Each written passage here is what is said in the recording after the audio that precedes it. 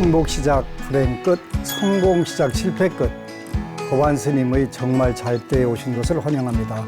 아미타불. 이제 2022년 얼마 남지 않았는데요.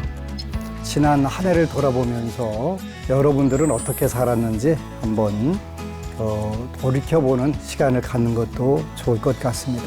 저는 고반 스님의 정말 잘 때를 통해서 정말 보람있고 아름답고 좋은 시간이었습니다. 지나간 한 해를 잘 마무리하는 것은 새해를 맞이하는 좋은 자세일 것 같습니다. 오늘은 새해를 앞두고 궁금한 이야기, 그 첫 번째 한 해를 마무리하는 업장소멸 기도에 대해서 함께 말씀을 나누도록 하겠습니다.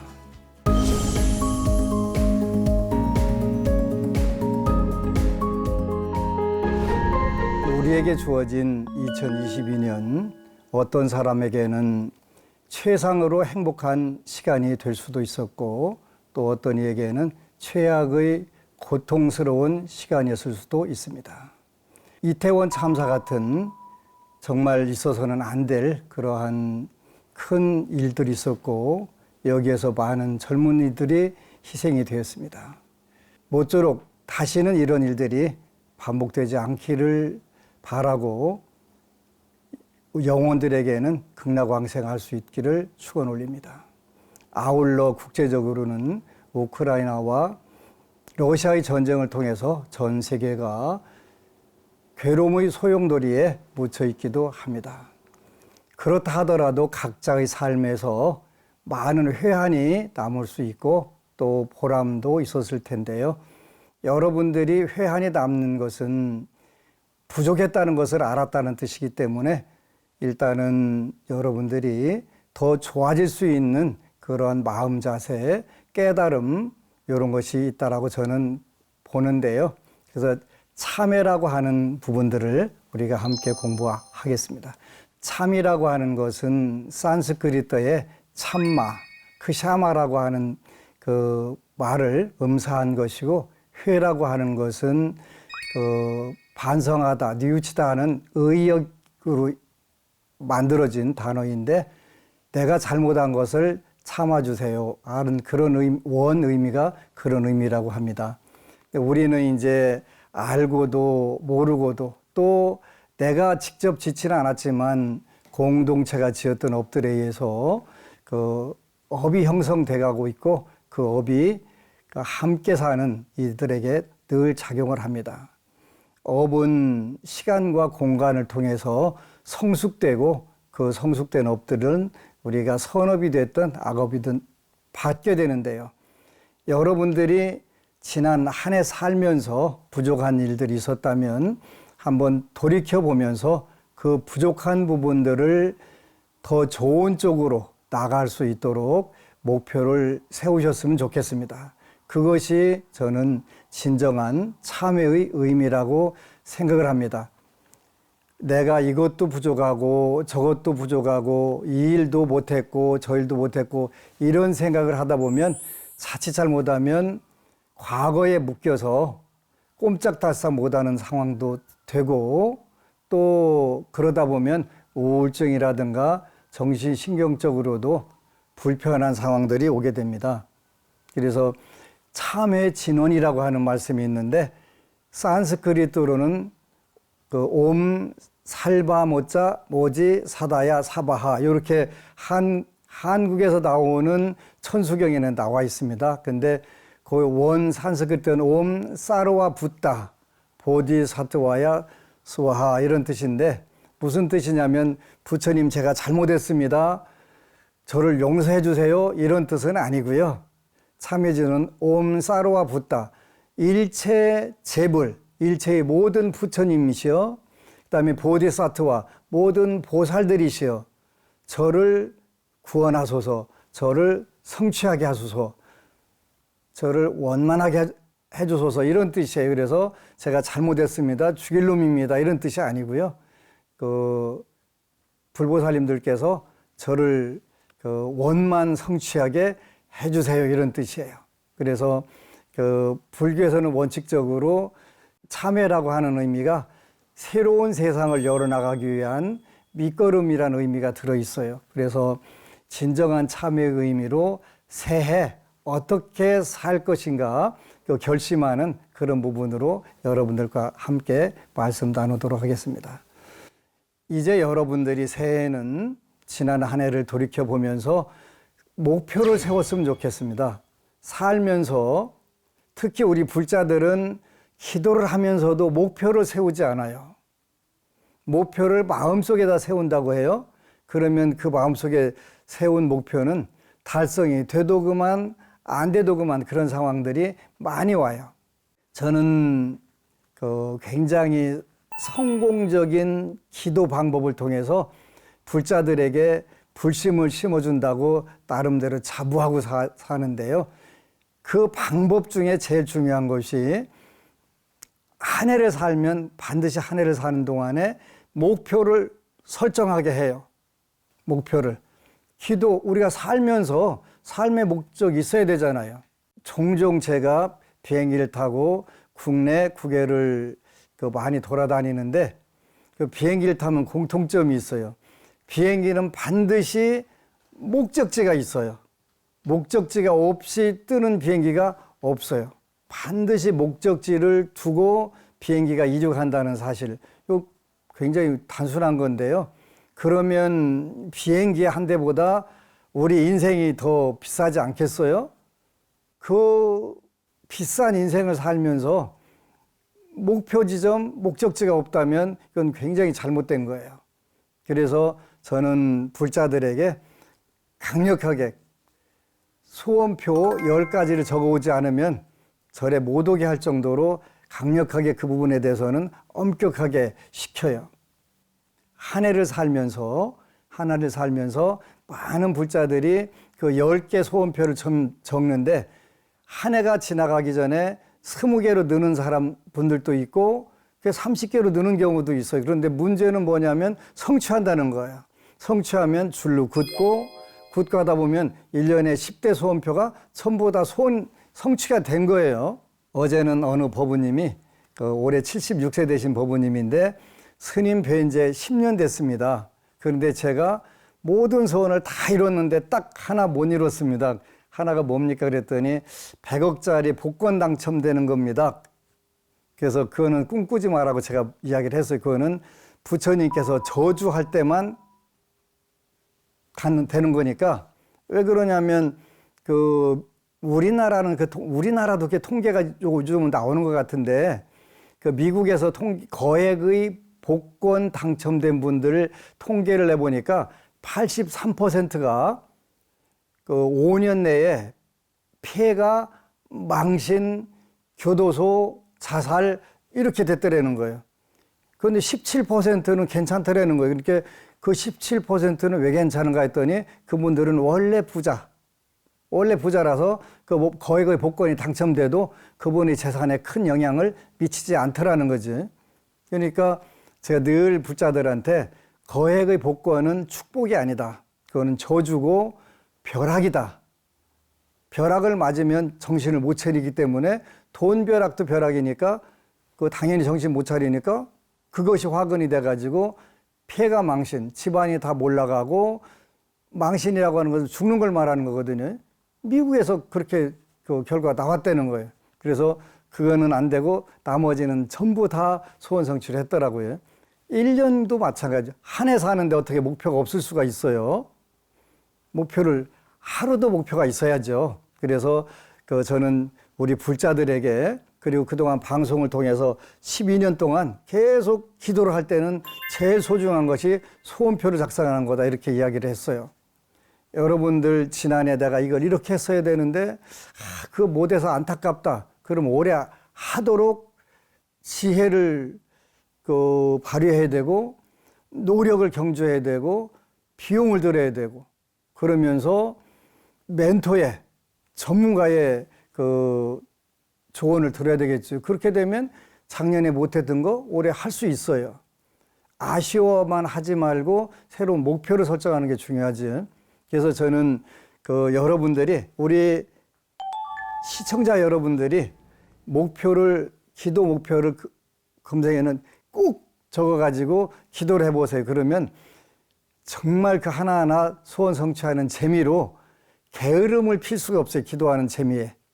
목표를 어떻게 적을까요? 많은 분들이 처음에 이제 소원표를 적으라면 그걸 적지를 못해요. 적지를 못하는데 그 문제거든요.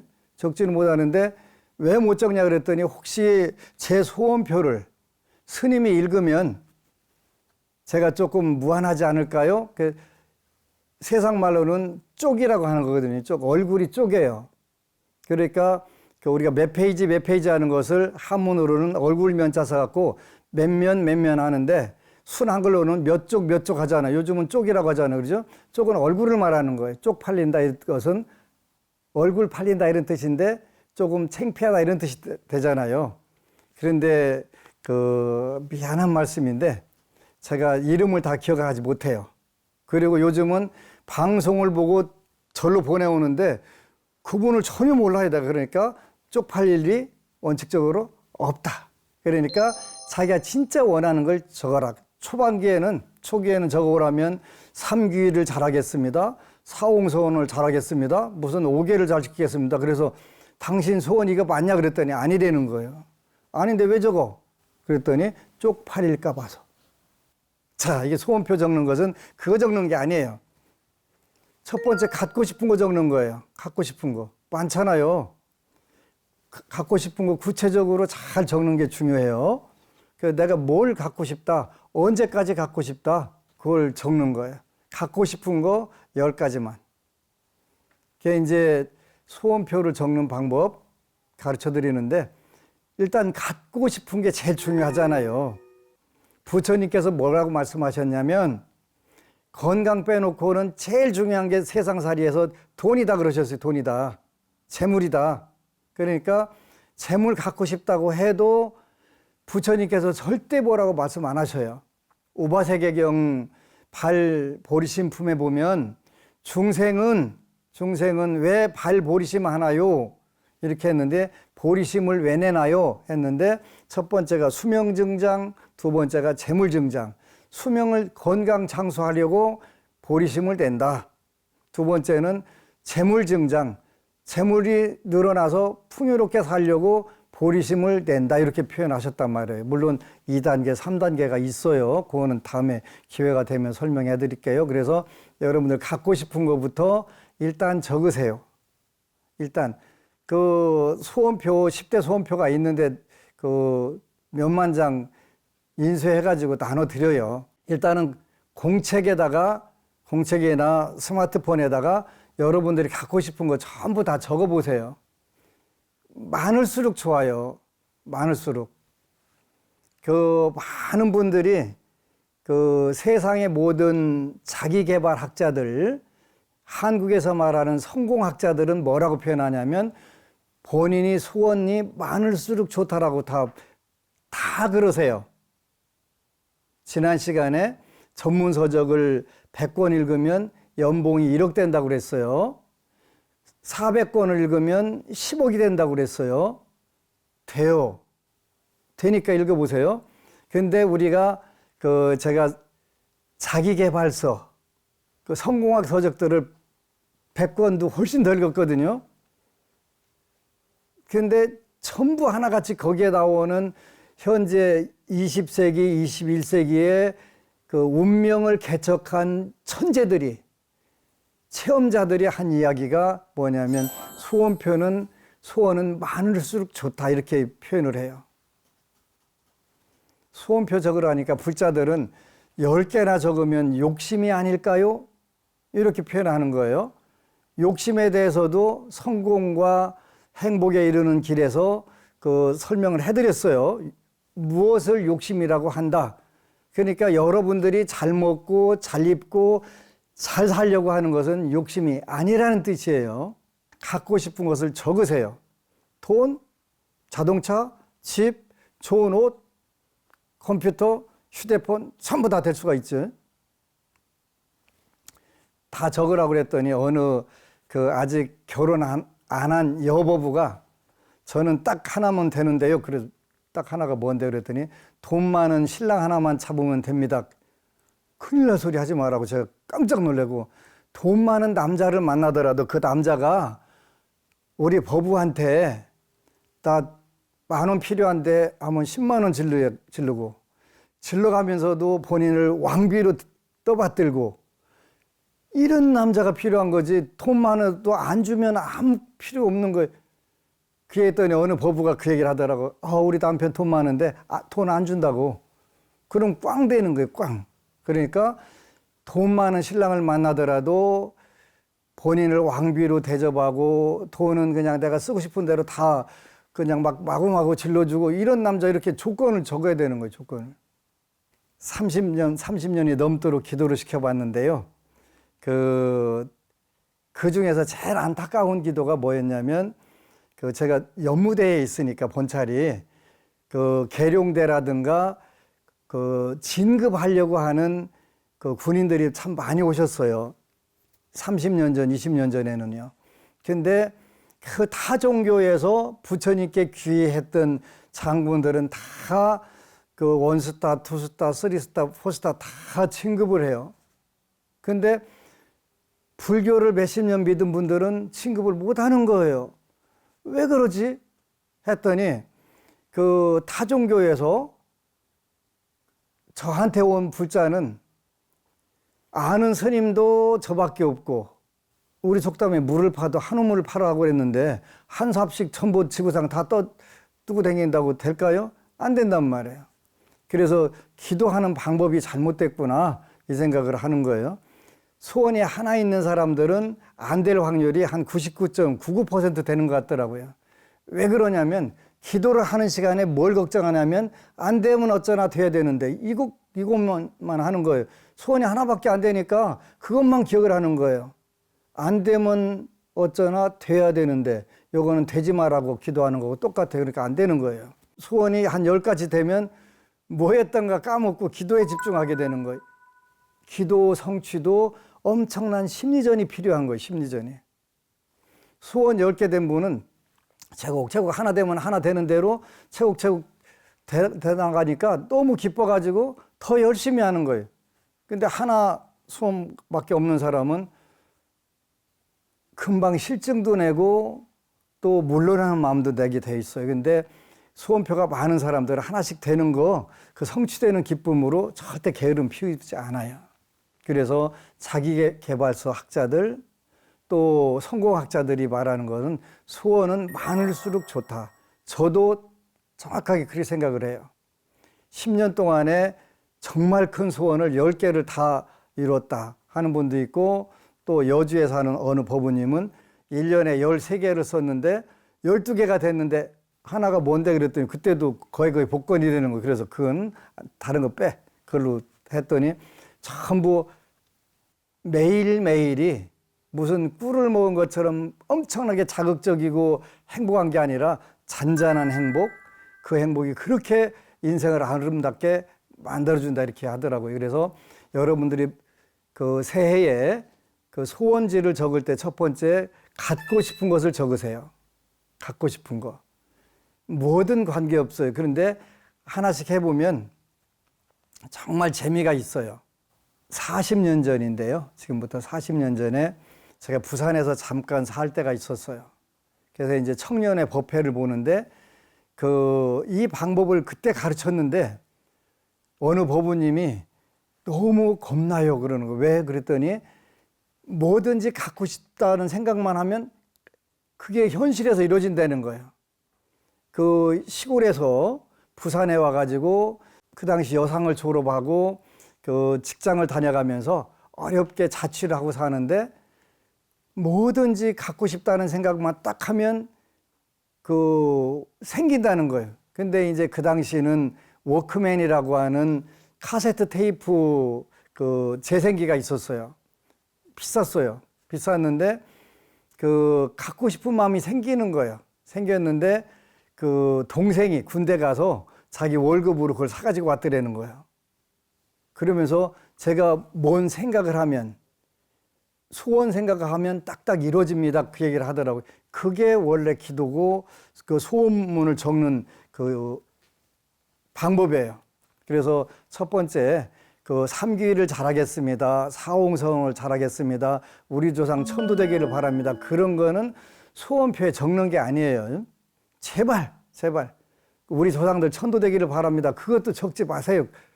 여러분 소원은 그게 중요한 게 아니라 갖고 싶은 거를 현실적으로 갖고 싶은 걸 적는 게 중요한 거예요. 그래서 갖고 싶은 것을 10가지만 일단은 공책에다 적어보고 그다음에 급한 거 있으면 급한 거를 10대 소원지에다가 적으시면 돼요.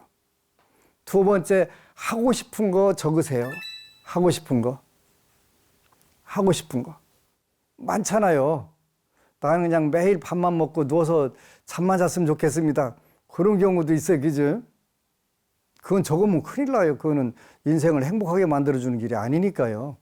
그래서 하고 싶은 일들, 세상을 자기 자신도 명예가 드러나고 남도 행복해지는 그런 그 하고 싶은 일들 적으세요. 그것도 10가지만 적으세요.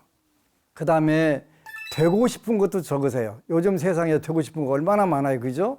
먹고 살만하게 되면 명예를 추구하고 그래서 그런 풀뿌리 민주주의에서 할 일들이 다 많잖아요. 그것뿐만 아니라 사회에 기여할 수 있는 부분들이 무궁무진하게 많단 말이에요.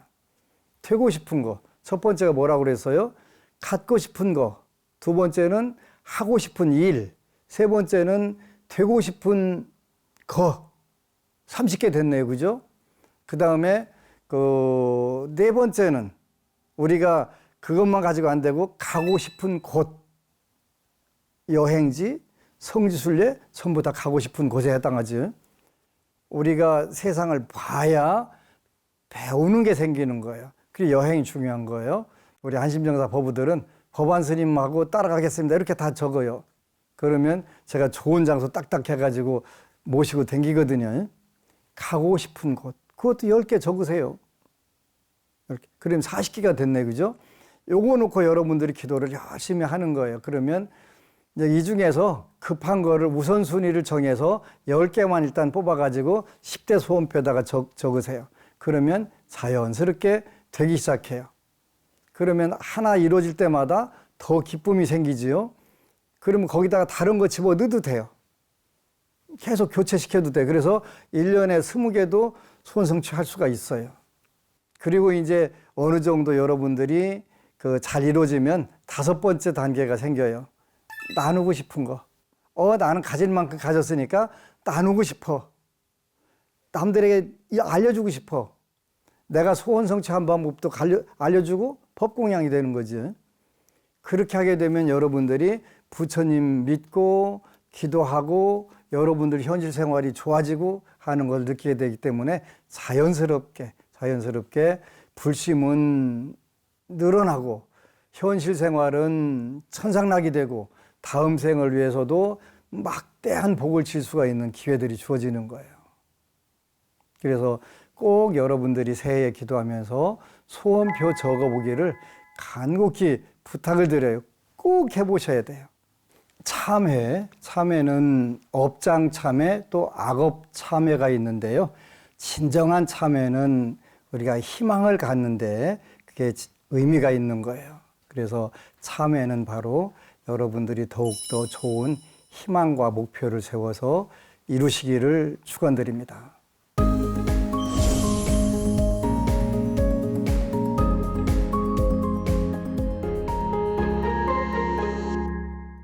오늘은 한 법우님이 지난 2년 동안 지장경을 독송한 가피담을 보내주셨어요. 여러분의 수행에도 도움이 되실 것 같아서 소개해드리겠습니다. 스님, 저는 이제 돌이 지난 아이를 키우는 초보 엄마입니다. 어머니가 독실한 불자신데 사실 저는 그런 어머니가 이해되지 않았습니다. 고등학교 시절 집안 형편이 정말 어려울 때는 어머니가 지장경을 1000독씩 하시는 모습에 거부감이 들어서 이런 거 왜 읽냐고 읽어도 좋아지는 거 하나도 없다며 화를 내기도 했죠. 그러는 사이 성인이 된 저는 하는 일마다 풀리지 않고 주변엔 나쁜 사람이 들끓고 제 스스로도 화가 너무 많고 삐딱하고 뭐 하나 제대로 된 것이 없는 삶을 살았습니다. 경제적으로도 그렇고 연애 문제, 친구 사이, 회사 생활, 가족 관계까지 인생의 모든 것이 힘들었습니다. 그런데 마침 그 무렵 저희 언니에게 놀라운 일이 일어나기 시작했습니다.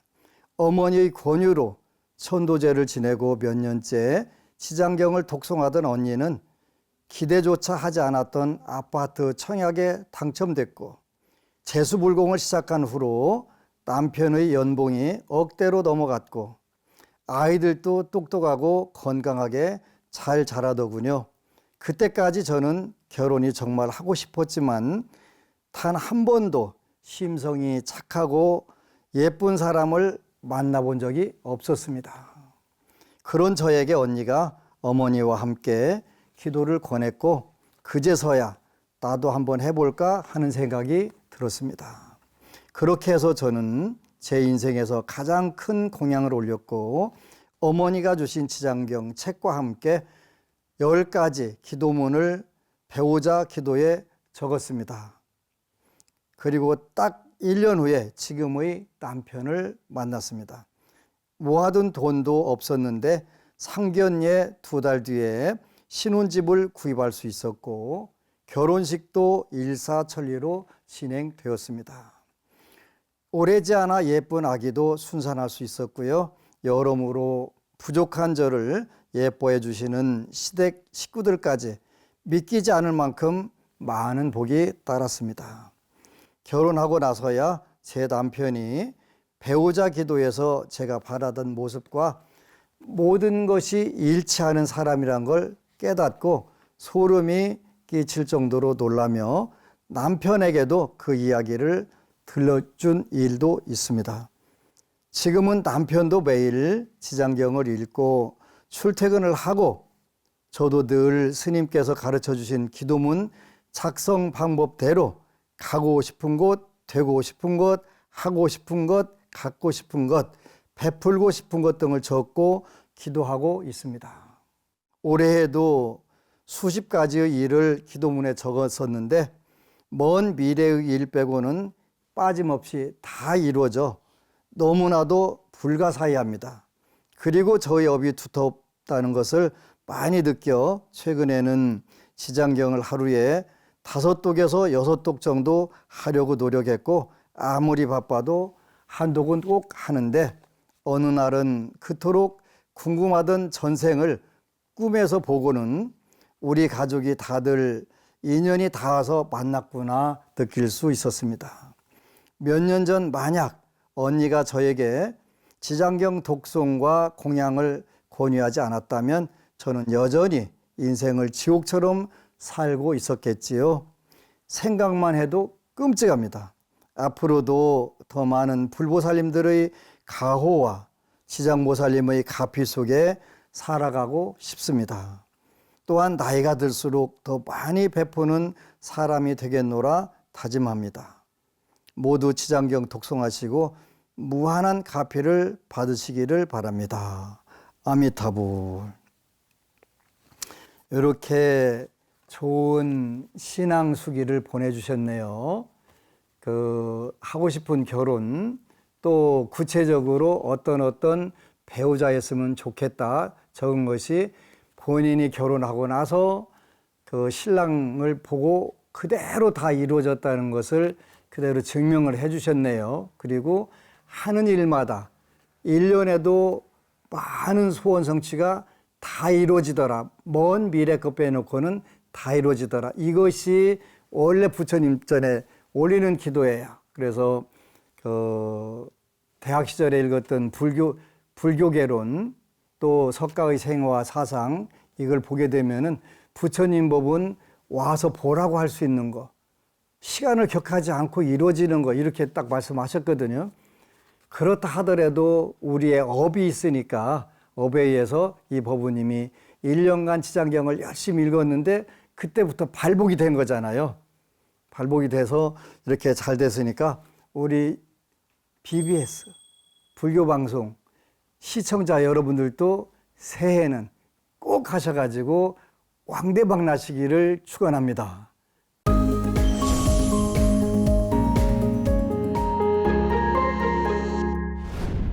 여러분이 보내주신 질문 만나보겠습니다. 오늘은 고등학생이 보내주셨는데요. 스님, 저는 내년에 고등학교 2학년에 올라갑니다. 나름대로 공부를 열심히 하고 성적도 잘 나오는 편인데 제가 원하는 대학의 전공을 하려면 아직은 많이 부족합니다. 부모님도 선생님들도 고2 때가 중요하다는 말씀을 많이 하셔서 벌써부터 긴장이 많이 됩니다.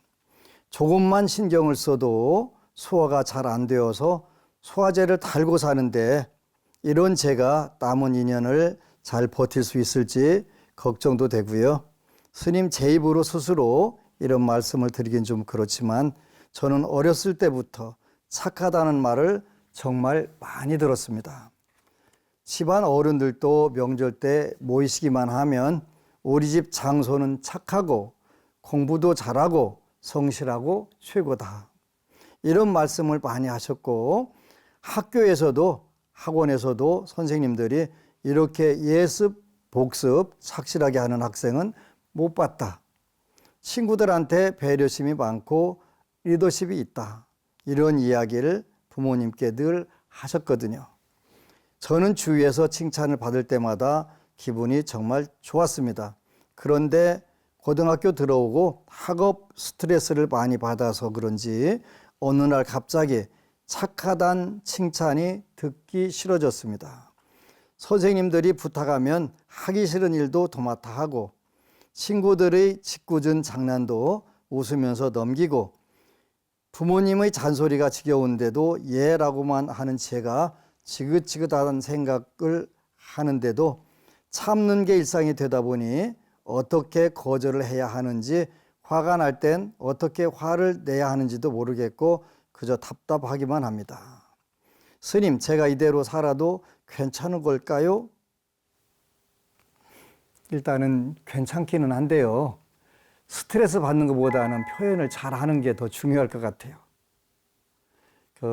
일단은 이 내용대로 되게 착하고 성실하고 모든 부분에서 공부도 잘하고 잘생기고, 일단 우리 법부님 복이 굉장히 많은 분이네요. 이걸 갖추고 나왔다는 것 자체는 일단은 엄청난 장점이에요. 그런데 이제 자기 자신을 이쁘게 잘 표현하는 게 굉장히 중요해요. 살면서 제일 중요한 거예요. 선생님께도 부모님께도 따박따박 말대꾸하라는 뜻이 아니고 본인 생각을 조금씩 피력하는 방법을, 발표하는 방법을 익히셔야 돼요.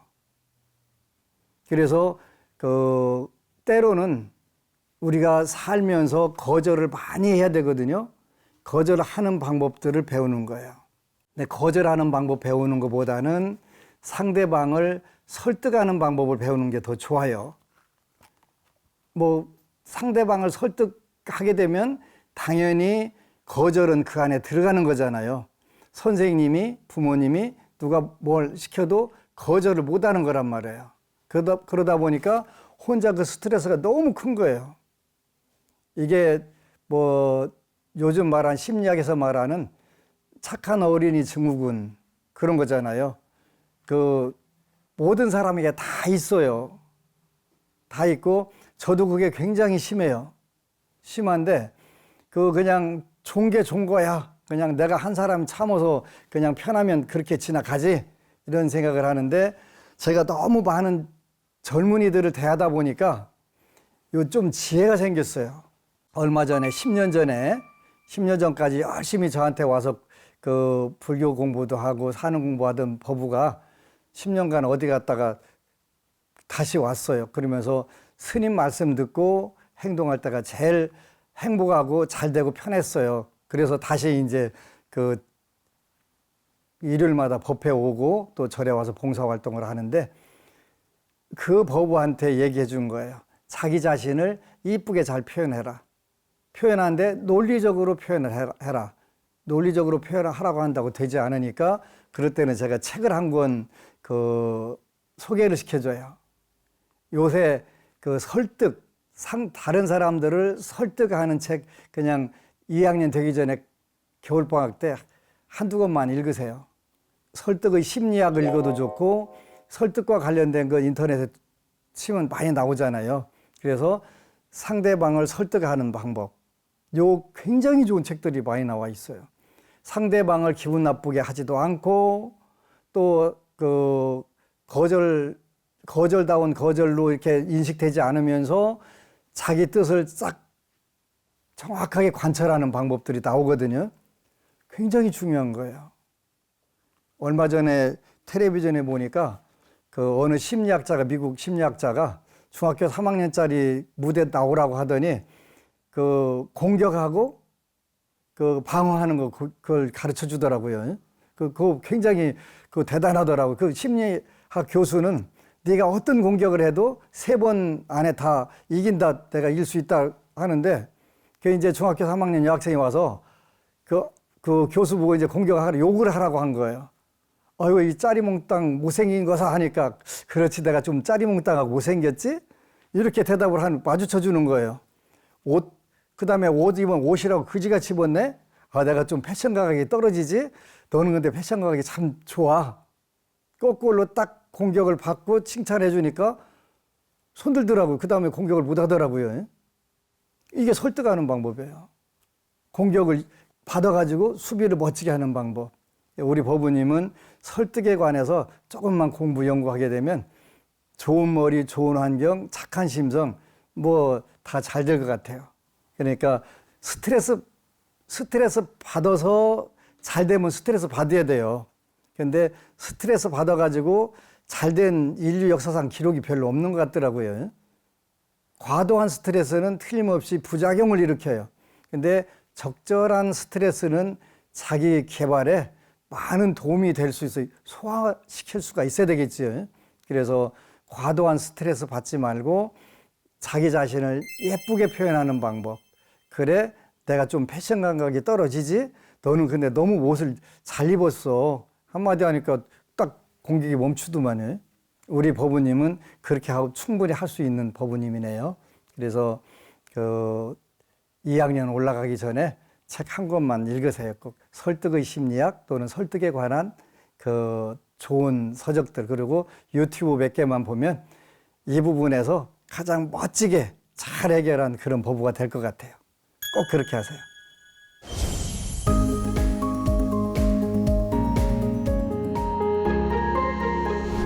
법안 스님의 정말 잘 때 이제 마칠 시간인데요. 오늘은 한 해를 지혜롭게 잘 마무리하기 위해 알게 모르게 지은 악업을 소멸시키는 참회 기도법과 그리고 참회를 희망으로 돌려서 새해 소원 이루는 법을 소개해드렸습니다. 남은 2022년 열심히 기도하셔서 새해는 가벼운 마음으로 희망차게 맞이하시기 바랍니다. 다음 시간에는 새해를 앞두고 궁금한 이야기 두 번째, 삼재에 대한 이야기를 나눠볼까 합니다. 삼재라고들 하는데 삼재란 과연 무엇인지, 삼재를 잘 이겨내는 방법은 무엇인지 같이 공부하도록 하죠. 행복 시작, 불행 끝, 성공 시작, 실패 끝. 법안 스님의 정말 잘 때. 다음 시간에 뵙겠습니다. 아미타불.